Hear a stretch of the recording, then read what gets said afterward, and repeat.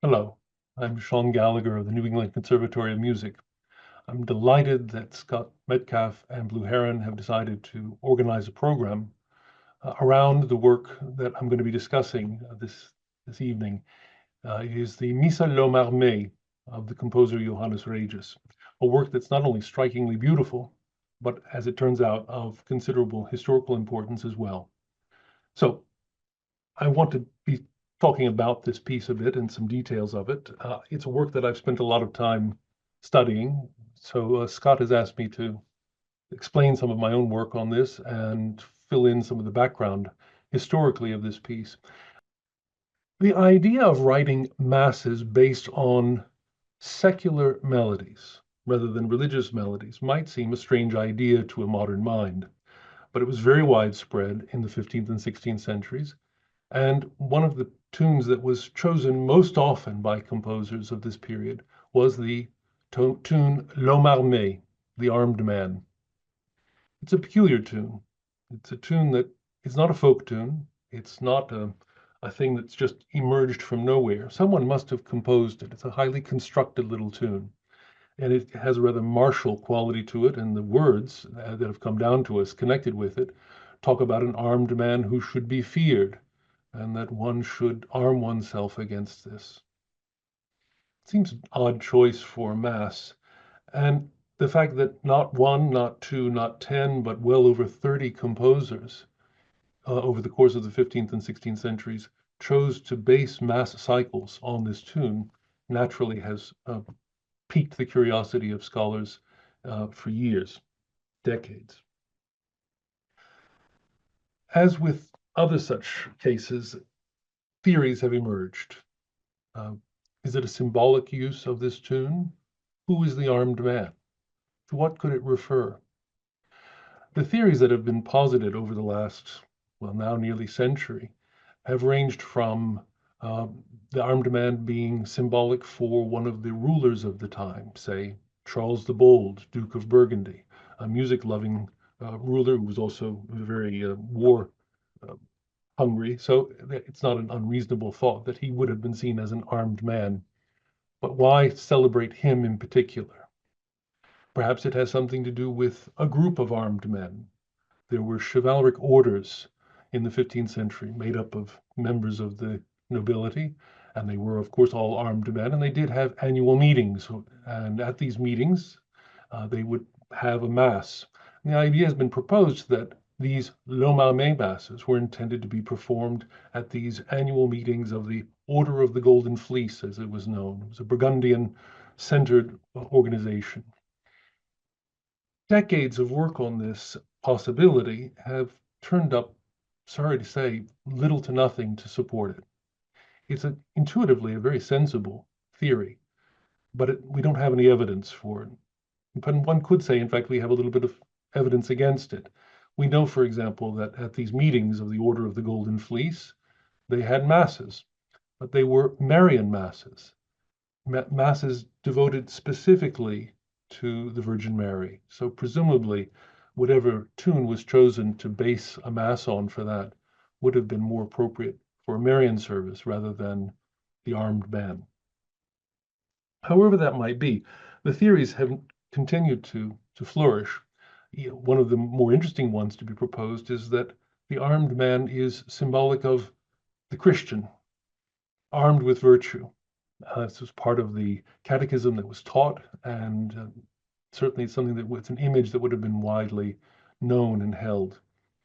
There's even been a suggestion that the armed man could be seen as Christ himself. It's an elaborate theory that is very interesting, but again, it remains a theory because we have no external evidence for it. In addition to trying to understand who the L'homme armé was and why these masses were based on this tune, there's also the question of who started this whole process and why. Best we can tell, these masses didn't exist at all before about 1460. That's a loose dating, but I think it's a pretty solid one at this point. The tradition of writing them persists well into the 16th century, as I mentioned, but 1460 seems to be a good solid date for perhaps the beginning of it. But who was responsible for it? Well, I'll come back to that in a bit, of who some of the likely candidates are. But for our purposes, we certainly have to note that Johannes Regis is in the mix of candidates who might have been, if not the first, one of the early figures to write such a mass. Before we turn to some other matters, I want us to just hear this tune, the L'homme armé tune. It's a short melody, it takes just about 30 seconds. I will need to share this with you to be able to hear it. The performance by the group Cut Circle. And it's just a monophonic melody.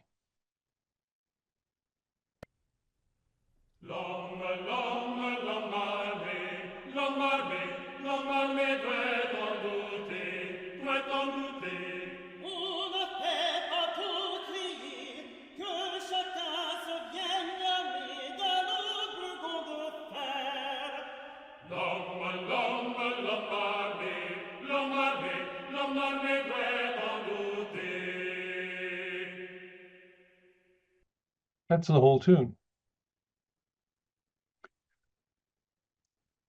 It is one of those melodies that sticks in the mind and in the ear.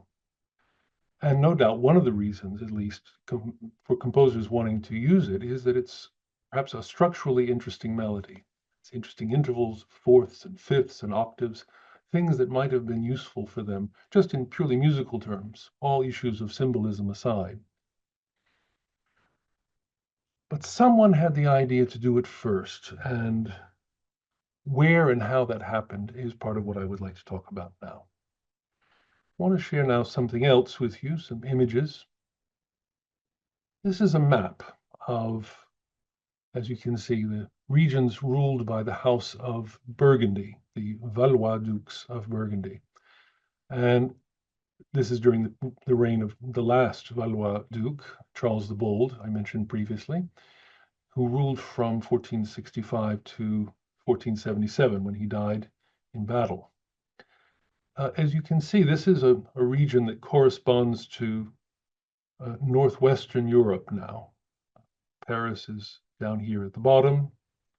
It's a point of orientation. Brussels here. Amsterdam would be at the very top of this. Other major cities, Antwerp here, Bruges there. This region, as many of you might already know, who've been following the work of Blue Heron over the years, this region, what we might consider now the border regions of modern-day France and Belgium, this is the origin of so much of this music of the 15th and 16th century, of the composers who composed it. Many of them came from a very small region, even within this part of Europe, really located just in this central part here, the borderlands, as I say, of modern-day Belgium and France. And Johannes Regis is no exception. He is one of these composers from this region. And it's worth noting that if we zoom in a little bit on this map to an even smaller part of it, so again, a point of orientation here is Brussels. We no longer see Paris on this map, but a place I want you to note is Cambrai here. And then to the right, Soigny. These are two small towns that will figure prominently in what I have to talk about now. Cambrai is probably where the mass, the L'homme armé mass of Regis, was first performed, and Soigny is where he was working, Regis. The connections between these cities were no doubt numerous. To give you some sense of the scale of this, here we have Mons, one of the leading towns of this region. From there to Soigny is it's a close, I don't know, it's 10 kilometers, maybe 12. I biked it once. I know it's not difficult if I could bike it. You might see here, let me see if I can make this slightly larger.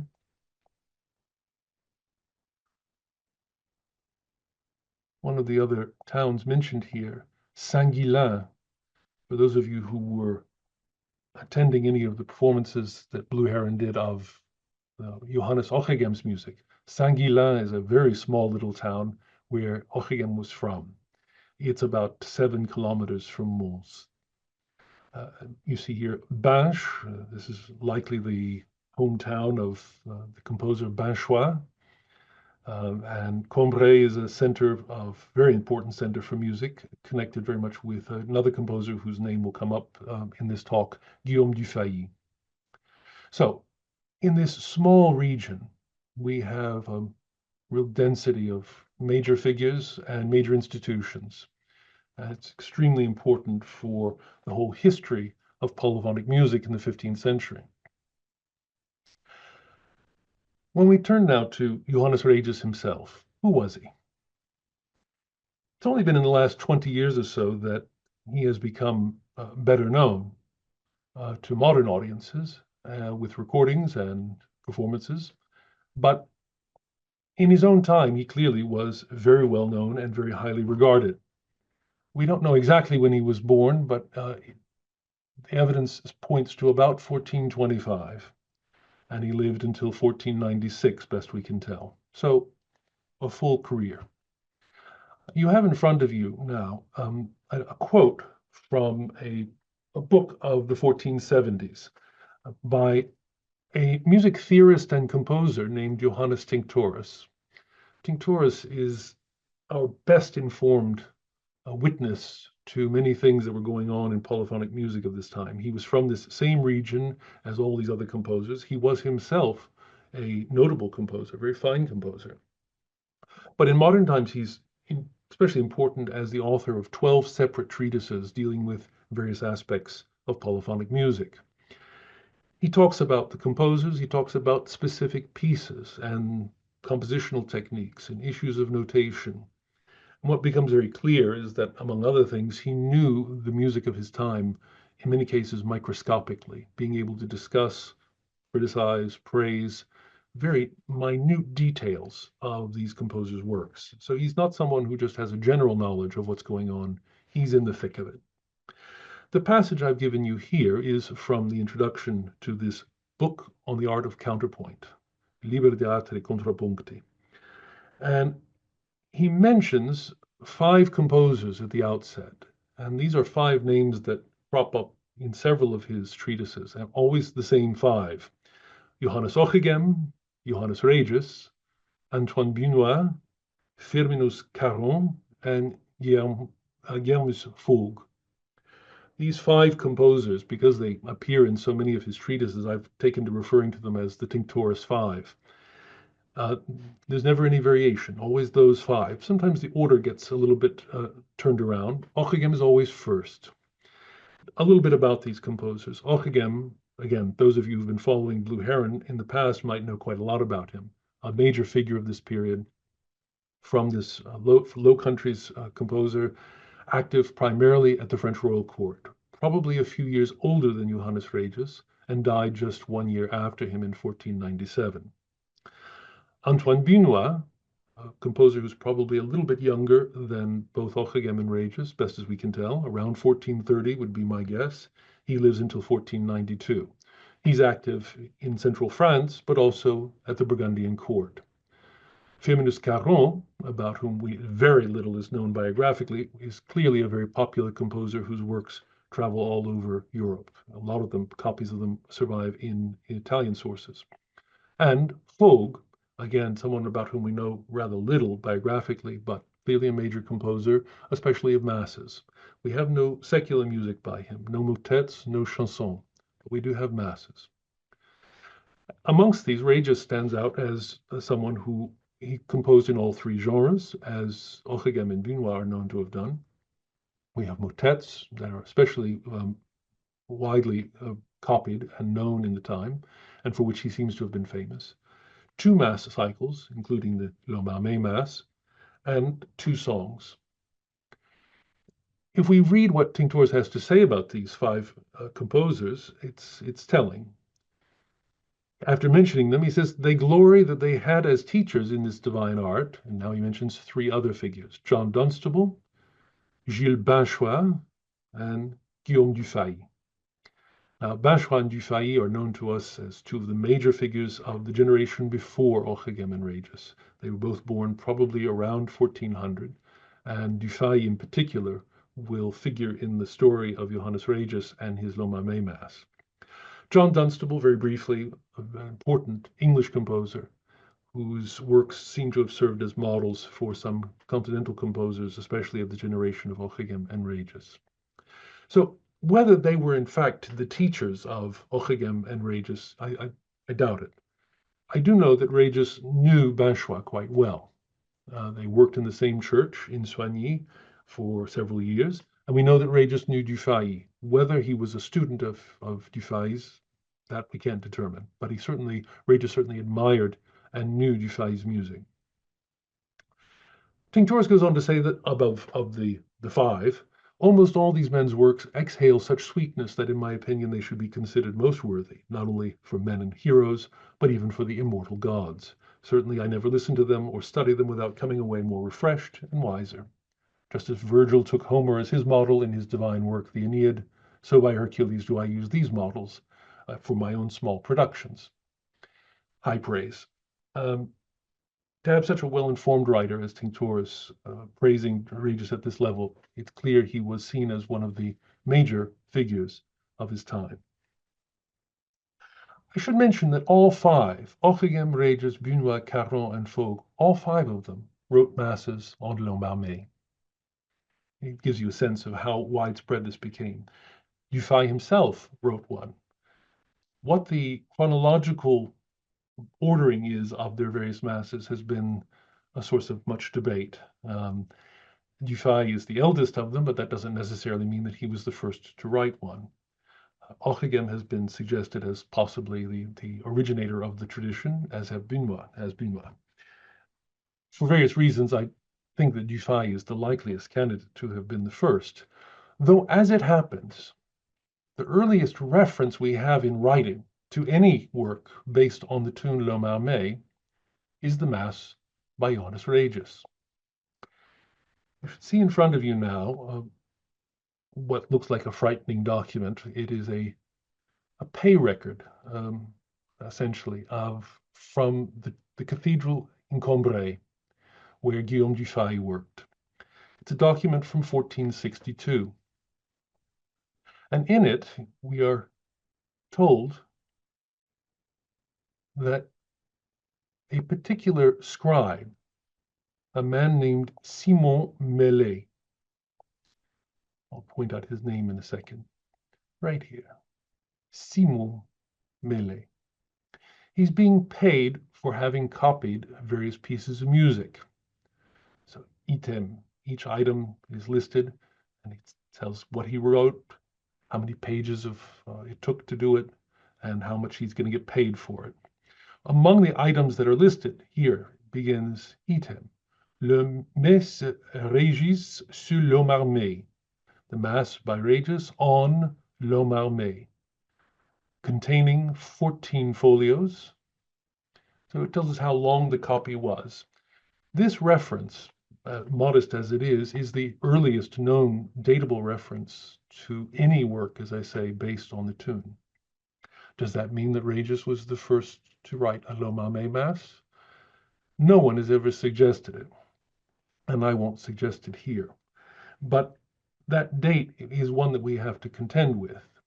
In the past, there have been attempts to use this date to say, well, if Regis wrote his in 1462, well, others must have written them before him. And so the tradition must go back perhaps another decade or more, perhaps the 1450s when they start. Of course, these things are possible, but rather than assuming that Regis is a Johnny-come-lately to the tradition, we might at least entertain the possibility that he's near the beginning of the tradition. At all events, this document, as I say, is one with which we must contend. Mellet works at the Cathedral of Cambrai. Here we have a model that some enterprising soul made. It's a scaled model of the entire city of Cambrai. Again, I'll remind you where Cambrai is. It's here down lower. So Soigny, where Regis was, Saint-Guilain, where Ockeghem was born, Mons, where we know Binchois was active, Condé, where a later composer, Josquin des Prés, lived for the later years of his life, and then Cambrai, further south. And here we have, in the center of it, the cathedral. I will show you a modern photograph, except the church no longer exists. It was one of the many casualties of the French Revolution, where it was torn down. It's a great pity to have lost what was a beautiful church by all accounts. We have many descriptions of it, diagrams, paintings, and so on. But this scaled model is one I'm especially fond of because it gives us an idea of what civic life was like for these composers and the world in which they moved. We can imagine Guillaume Dufay, who had been a choir boy even at Cambrai Cathedral, and then later was in charge of all of the polyphonic music there. He lived in one of these houses, I forget which one it was, but somewhere very nearby, close walking distance, and this is where he would have spent his days. And Cambrai Cathedral figures into the story I want to tell you tonight, because at some point in 1460, the canons of the cathedral, the clerics who were responsible for the administration of Cambrai Cathedral, they were in need of a choir master. They had choir boys, and they had no one to teach them and to work with them. They had had several, all of whom had proven inadequate in one way or another, and they had fired one after another.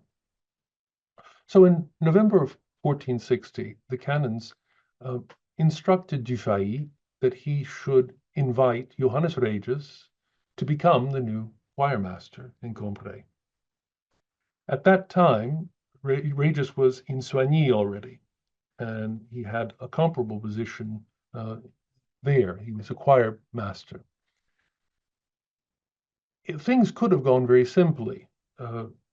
Cambrai was a plum job to have, to be able to work by the side of Guillaume Dufay in one of the most important musical institutions in Northern Europe.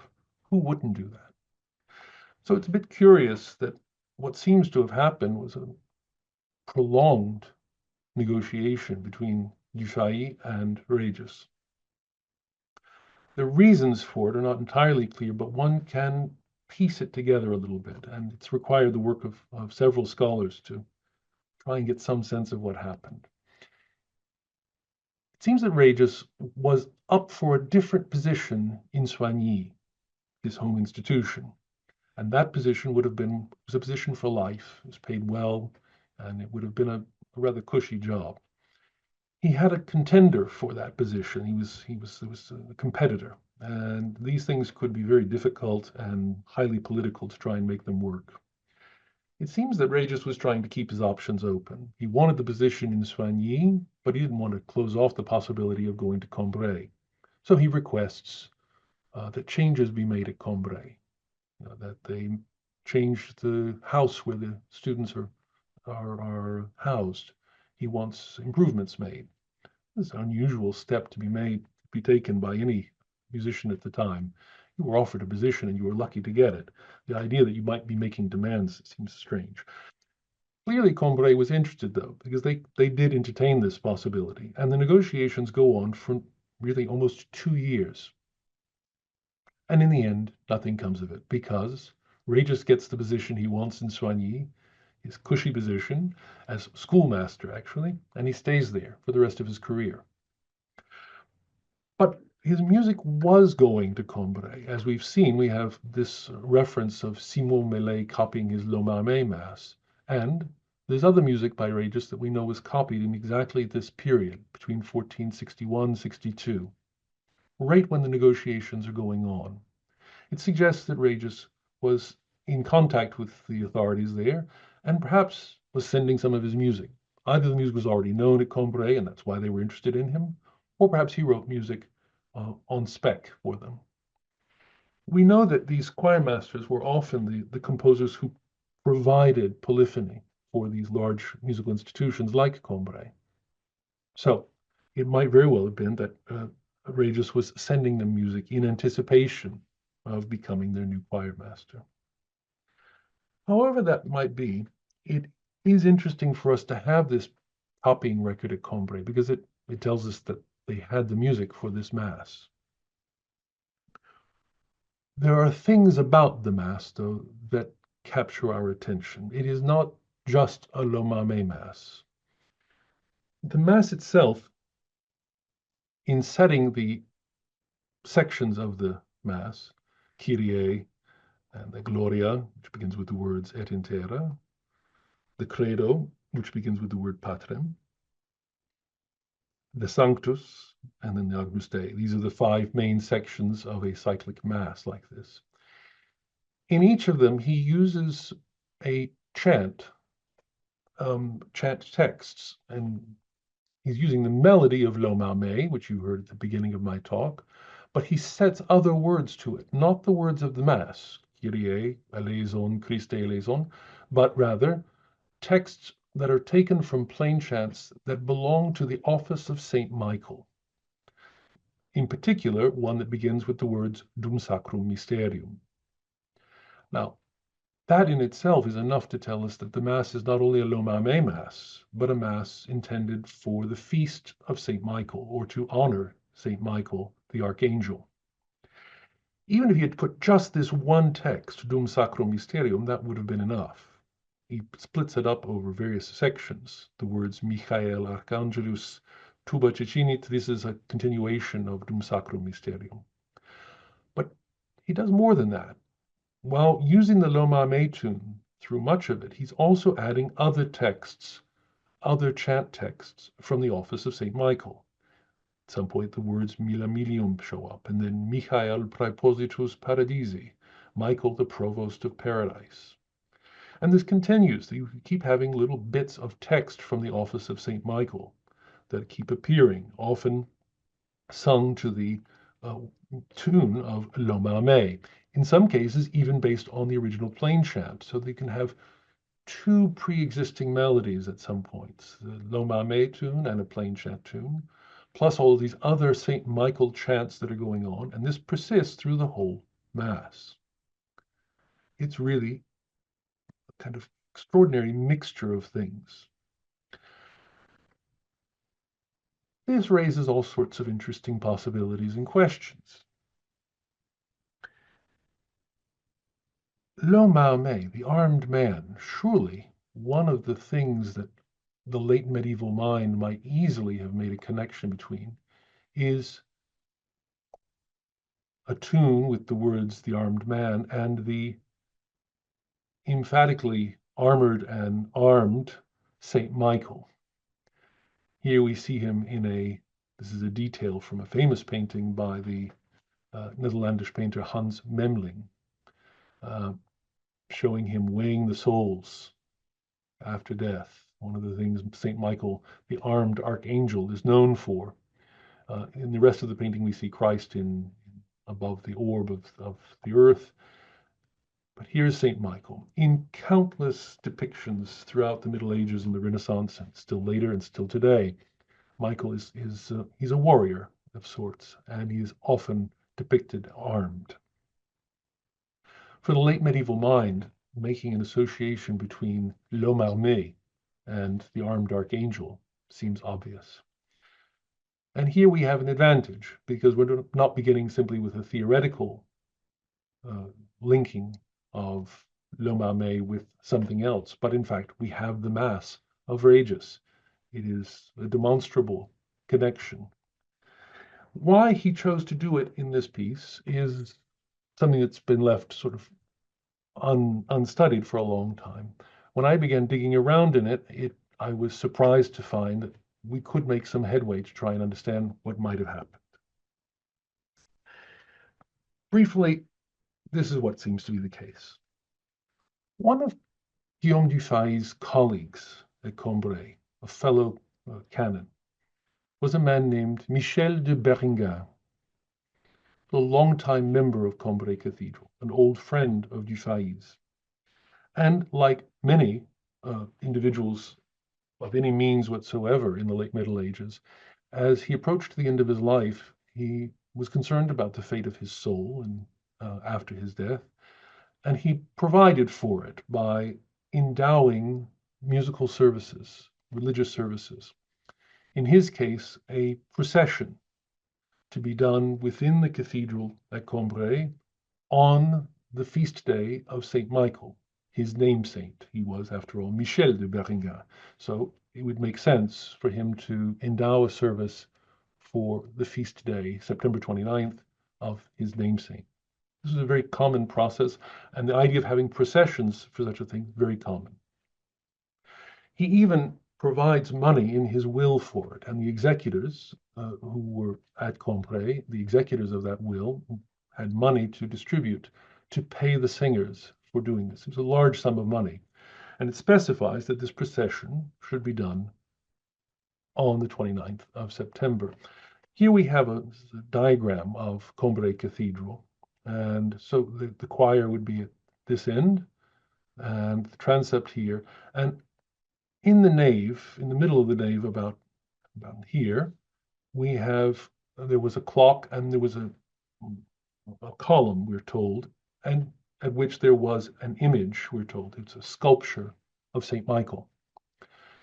In the instructions that Michel de Beringhen gave for the procession to be done in perpetuity after his death on the Feast of St. Michael, he specified certain texts, certain chants from the office of St. Michael that would be sung by those of the cathedral. They would process from the choir singing, and then they would make a station in front of the statue of St. Michael here in the middle of the nave, sing another chant, and then process back to the choir singing antiphons as well. We know which antiphons he was specifying. There are things we know about this. And here I can take you over just a few pages in this text. My apologies, I know this looks like a complicated thing, but I'll try and take you through it. I think it will become apparent what it is. These three columns, A, B, and C,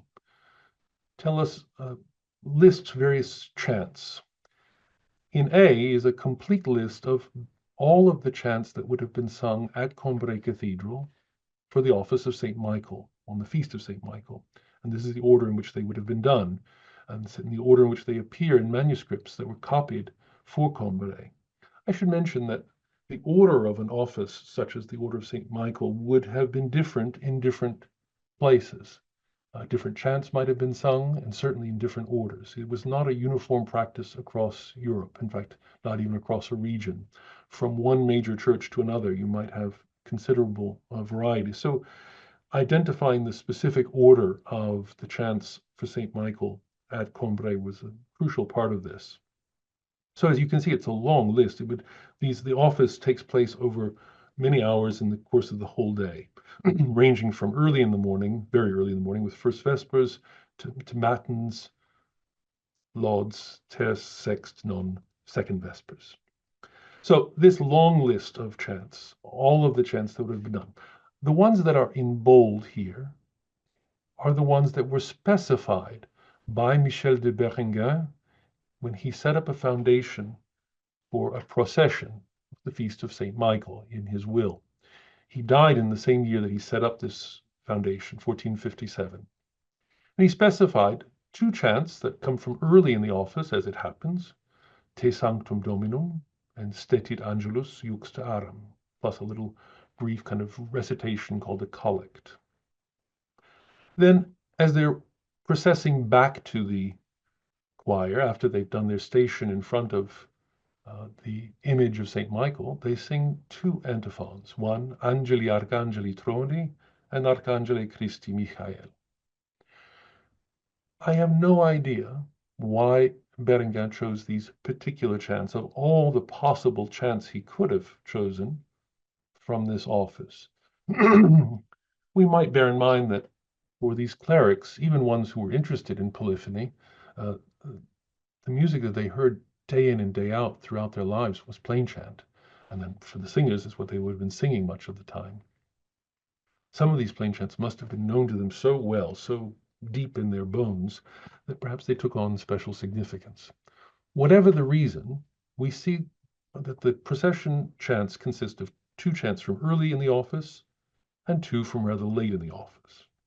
Now, that takes us to the third column.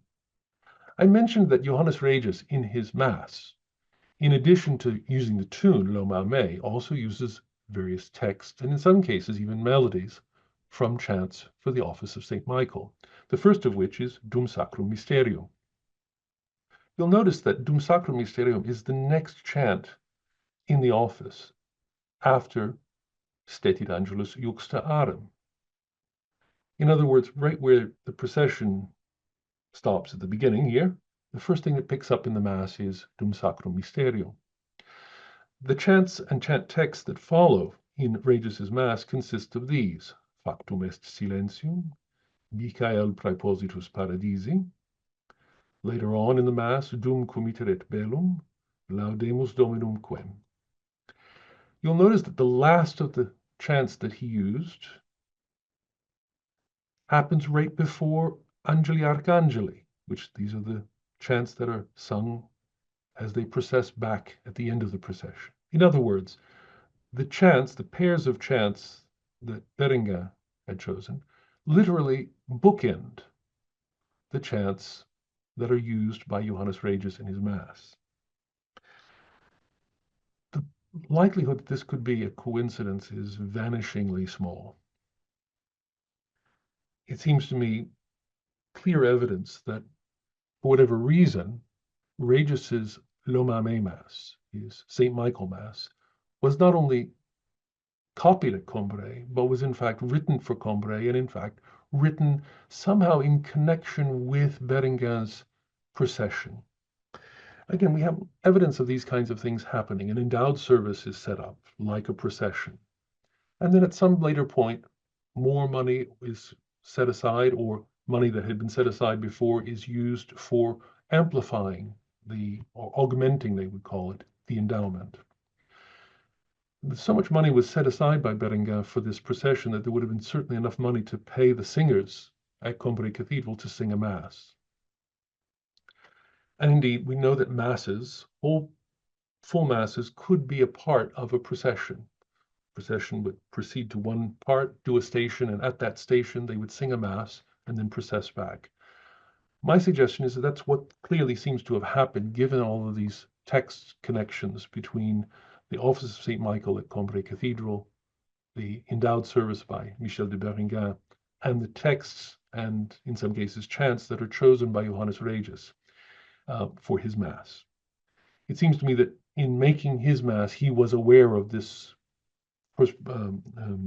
procession that had been endowed by Beringhen. It seems his Mass simply wouldn't look the way it does if he hadn't been aware of this. In other words, we're left with a Mass that we can finally have some external evidence for its origins. Of all of the L'homme armé Masses that have come down to us, this is the only one for which we have any evidence of why it was done specifically. But I wish to stress, I don't mean to say that all L'homme armé Masses are St. Michael Masses, even though we know of L'homme armé Masses by other composers having been sung to honor St. Michael in later periods. Surely an image as broad and as, in a sense, multivalent as the armed man could be used for any number of purposes, just as we have developed a number of theories over the decades of what it might have been. Even in the time, it might have meant different things to different people.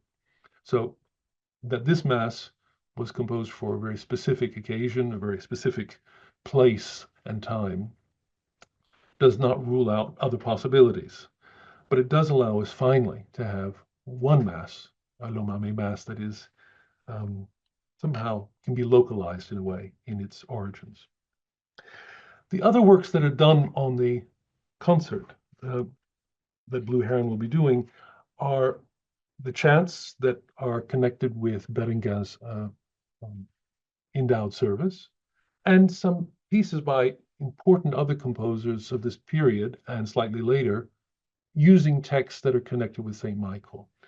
There is a wonderful motet by a man named Damonte that will begin, that uses some of the texts that Regis chose for his Mass. And the whole program will end with Heinrich Isaac's Angeli Archangeli, a big six-voice motet using obviously a St. Michael text. So it seemed an appropriate way to bring this program as a whole to a close.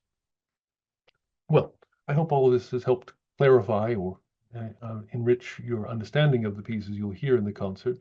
I look forward to seeing you there. Thank you.